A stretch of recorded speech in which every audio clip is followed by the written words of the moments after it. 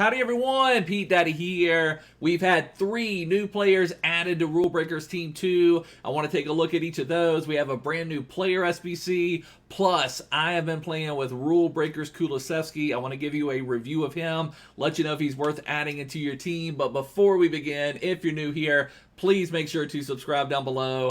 I'd really appreciate it. So let's just take a look at the new players. Some couple of monstrous players, actually. Some really nice options. And I don't know how I feel about this year where EA is kind of adding 3 players to the promo. It's kind of neat, but it's also kind of poor because we usually save our packs maybe for the Friday. And now it's kind of like maybe we should be saving them until Saturday or Sunday. So I don't know. I don't know what I fully think of it, but let's just take a look at them. So we're talking about probably, in my opinion, the most useful one, or one that will fit a lot of teams, is this Cornet left back. I think he becomes far and away the best Premier League left back at this stage. I think he's miles beyond where Robertson is. Even though the Robertson is a good card, this one just has the defending. It has the physical. Some stats that Robertson just does not have. And even though this one is an 84, and Robertson I think is an 88 with his special card, this Cornet still has better physical, more in-game stats. So I really like this card. High work rates, so he's going to be focused on defending. He sets up perfectly for an anchor, so you can actually make him strong. You can make him actually feel like a defender, which will be nice. Plus the agility of 91. Passing is nice. You don't want to shoot with them. So, I mean, this would not be, if you wanted to play a 3-5-2, this would not be a great left mid in a 3-5-2 just because of his shooting. But all of his other stats are exceptional for a left back. So I really like this card. Plus, the other interesting thing, he's from Ireland. So he's going to link nicely with another Rulebreakers card that was released yesterday, the other Irish Devil. Well, actually, there was another Irish Devil. I think Sangare got one, but his card was not that great. But if you wanted another link for Rulebreakers, Kessie. Now, Kessie also has a great left-back link to Theo Hernandez. But I'm just saying that's another link option. If you want to, in a 4-3-3, you could have Kessie as a CDM. You can have Cornet as your left back. Then you could have Virgil van Dijk as your center back. So I'm just saying it gives you some other link options if you want to go the Irish route here. Clearly that says Ireland. So Kessie is another option. Like I said, he's not a new one. He was out yesterday. I was just saying that's another link option. But that Cornet card is exceptional. Let's see what he's going for on the market already. Now, obviously, he's going to come down some. He just got released. A lot of people aren't going to be opening up their packs or open their packs up yesterday. Is he out there for 300? Okay, so he is under 300. So I think, I mean, especially when he comes down to, say, 220, 200, somewhere in that neighborhood, maybe he'll even come down to even below that. I think that is a phenomenal value if you need a Premier League left back. Now, there are some exceptional left backs already. So he's already down below this, too. I think he's going to come down to a nice price. Now, I wouldn't recommend, if he's already down at this range, wait till he comes down. Yesterday, as a good example, we were tracking Kuluszewski. He was 160, 165, 170, somewhere in that neighborhood when he came down. 2 hours later, he was at 130. Another hour later, he was going under 100. Now today, last I looked, I think he was like 80,000. I guess that could be a good, good barometer. Let's see what Kuluszewski's going for now. See how many coins I've already lost on him. So Kuluszewski, I think he had even got down under 80 at one point. Let's just see. Can you get him for under 86? You can't get him for 86, or did I? I may have had another bad filter. Let's see. 80 says that there was one you could buy for 85. So I'm just saying Kuluszewski in a day has dropped half of his value. Now, Cornet is Premier League. May not drop quite as much as what Kulu did, but I'm just saying, wait a little bit and then bring him into your club. But that is a phenomenal left back. Now, there are other phenomenal left backs. This Theo Hernandez is phenomenal. Mendy is phenomenal. I'm probably forgetting someone else. Let's just take a look at it. Concept players on left back. And there's Robert. This probably be good. Let's compare Robertson. Let's take a look at this Robertson to Cornet. Cornet is clear, 6 pace clear. Robertson can't shoot either. He has a little bit better passing. Let's see what Robertson's dribbling stats are. 79 agility, 75 balance. Now this Robertson can be upgraded and is likely to get an upgrade, or 2 upgrades even, but still, I still would almost say this Cornet will be clear even after the 2 upgrades to Robertson, which is crazy. Robertson has a slight bit more in defending, but look at the physical stats. 67 strength on Robertson versus 80 strength, and Cornet has the pace where you can put an anchor on him to where you can further boost the strength. So I don't know. I just think he's far clear. just a really nice card. Let's take a look at what else was released today. I feel like we're spending too much time on Cornet, but that was a really, really nice card. The other big one that was released is this Klostermann. Klostermann seems like he always gets some special cards, always a player favorite. They did drop his pace slightly. Now, I wish they maybe would have just not messed with his pace, but maybe that had been a little too OP. But they really boosted his physical stats. His dribbling stats are even better. And if we take a look at this card, 80 acceleration, 84 sprint speed. The problem is you really do need a shadow. If they would have made him up to, say, 87, 88 pace, something like that, just get him a normal boost in pace, you probably could have gotten away with putting an anchor on him and then just really boosted defending and the physicality. Here, though, you really need a shadow on him, I feel like, because you need that 90 acceleration, 94 sprint speed. I feel like 85 acceleration, 89 sprint speed, if you go with an anchor, is not going to be quite enough at the back. When you do need to be able to defend those over-the-top through balls, so sometimes you need your center back to be able to turn and run. But other than that, phenomenal 89 defensive awareness, great defensive stats. Strength isn't the worst in the world. Great stamina, good jumping. So this is a monster card. The only thing I don't like about this is what kind of upsetting when I first saw that. Like if we go to Bundesliga and we go to center backs and we have our concept players on, yesterday they just gave us this Oxford League objective card. At least let people, I'm sure there were people that grinded for Oxford from Friday to Saturday. Just let them enjoy Oxford for a week or something before giving us a boosted Klostermann. I don't know, something like that. I would feel a little sad. Now, Klostermann's not cheap, don't get me wrong. If you're grinding for Oxford, you're probably not wanting to spend the price on Klostermann, but I'm just saying, just let people enjoy it or maybe grind it for it for a little bit. Let's see what Klostermann's going for on the market. He was pretty expensive when I browsed at him earlier, like 500,000 on the wrong one. Let's see, is he down into 530? Okay, so he's dropped down a good bit as well. 480, several out there. Let's see, 450. Okay, so that's kind of the limit right there. So very, very pricey. If you're running a Bundesliga backline, Klostermann will be a very welcome addition.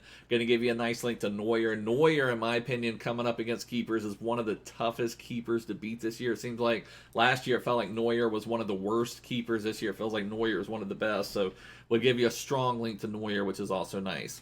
The other new one we got today was Kudus, and he's not going to link as nicely as some of these other cards will, but, we'll take a look at the card. The card looks nice.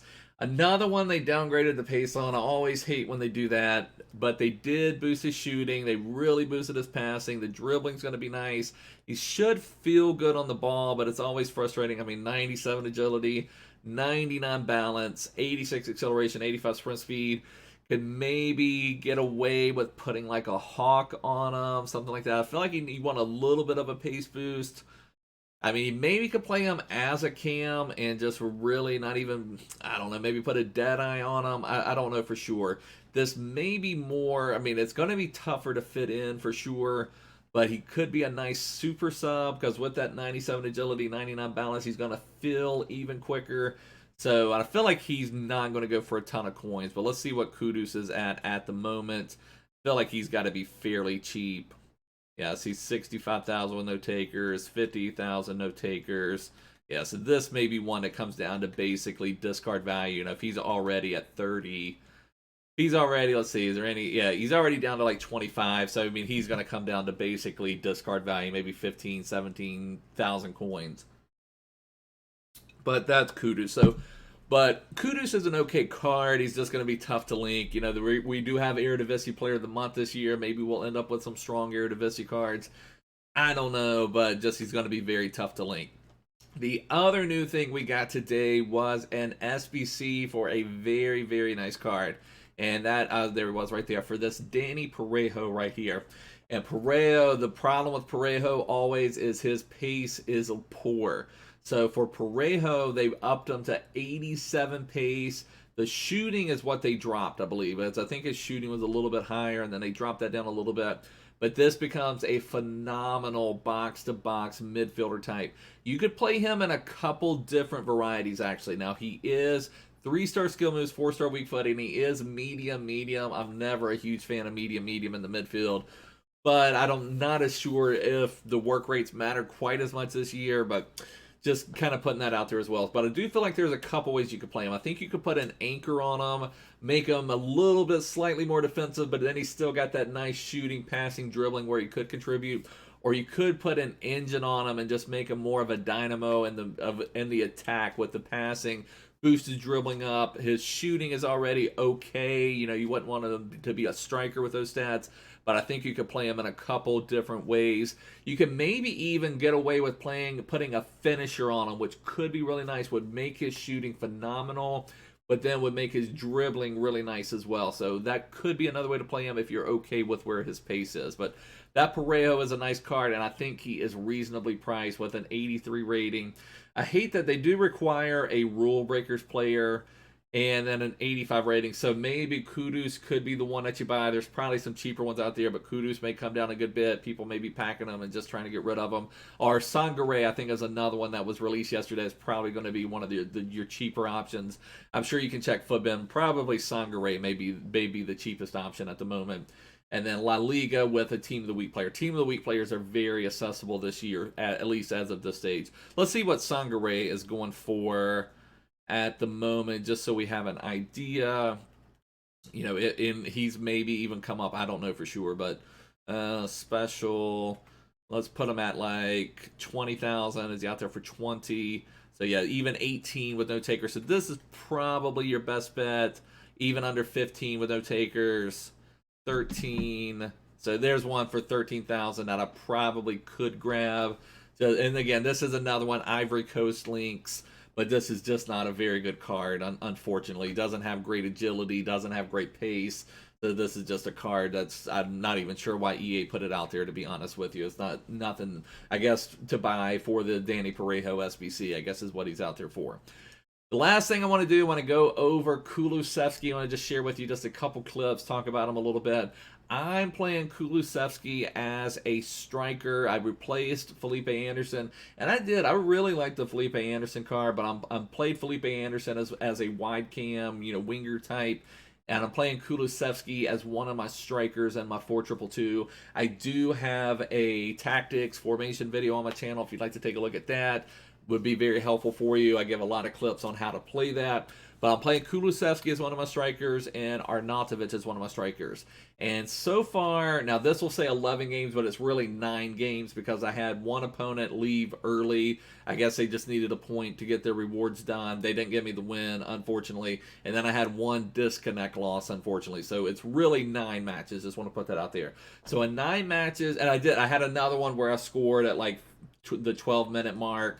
And they rage quit. So, you know, you could even say this is 8 games. So I've enjoyed playing with Kulu. Now, the difference is if we compare him to, say, Arnautovic. Notice how Arnautovic, they're both my strikers, but Arnautovic does not get many assists. In 16 matches, Arnautovic only has 4 assists. But in 9 matches, Kuluszewski already has 6 assists. So Kuluszewski seems to be able to facilitate play a little bit more than Arnautovic does. But he's still able to bang in some goals, and I'll share with you a couple clips. What I think is interesting, though, if you look at his agility is 95, balance goes to 89. Let's compare that to Arnautovic is at 85 and 90 with no boost. I feel, and Arnautovic is 6'4", Kuluszewski is 6'1". I honestly feel like Arnautovic feels a little bit more nimble on the ball than Kuluszewski. And I was shocked by that because I thought with this finisher on him, with the 99 dribbling, 92 ball control, 95 agility, I thought Kuluszewski, you know, or in previous FIFAs, I'm getting tangled up here, but, you know, in previous FIFAs, when you had a tall player, you just thought them to move like trucks or whatever.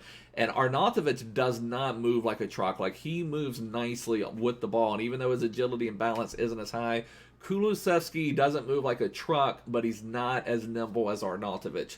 So that's my one complaint with him, but he is able to really get into some good positions. He has good finishing, good shot power, and I've got a couple clips here. Let me just share those with you guys so we can see what he does well. And this is from Foot Champs matches. You know, that was a pass from Kuluszewski to Pedro, made a really nice run and buried it. You may be able to see it better on this angle here. That's Kulu with the ball, a little 1-2 pass back to Kuluszewski, and it wasn't the easiest finish here. He went short side with it, got it, kind of hooked it around the keeper. Very nice finish. Then on this next clip here, I'll show you, this was Kulu right here, able to bang in a goal. We're working it with Dybala. We work it down, not into the greatest angle, but he's able to finesse it. So he doesn't have the finesse shot trait, but he was still able to move in there. It does seem like he moved fairly nimbly around Kimpembe, was able to get the finesse, get it around on into goal on a nice angle there. Then we go to the second goal right here with Kulu. Kulu again, just getting into the good positions. Down there, made a really nice move, and Arnautovic, one of his rare assists. But watch how Kulu moves off of this one. So Arnautovic finds him, and then it seems like there, Kulu is burying everything. If you're taking that angle, he's burying every single thing he shoots. But anyways, I just wanted to let you know. Now, I do really like him, but I can't say I give him like the 1,000,000% Pete Daddy seal of approval yet. I like him, but I'm looking for better. Like, Arnautovic just feels amazing. Seems like he does so many things. Like, some players you play with and you're just like, those are the guys. Those are the guys. Vidal, it's going to take something epic. Like, even though that Kessie Rulebreakers was released yesterday, there's that Tonali out there. Vidal just seems to do everything for me. Even though his pace isn't amazing, that Vidal card is just insane. You know, this Koulibaly has been incredible for me. Theo Hernandez has been incredible. You know, it's just sometimes you play with a card and you're like, yeah, that's the one. It's going to take something special to supplant that card. Kulu is kind of like, when's the next thing coming out? When's the next thing coming out? So whether I hold on to him, I don't know if I'm going to try to sell him and not lose as many coins, because he's probably going to come down to 50, 60,000 coins, somewhere in that neighborhood by the time, before he's out of packs, and especially when people get their weekly rewards and all that. But just wanted to share that with you. But anyways, guys, if you're new here, make sure to subscribe. Leave me a comment. I will see you guys soon. Take care. Bye.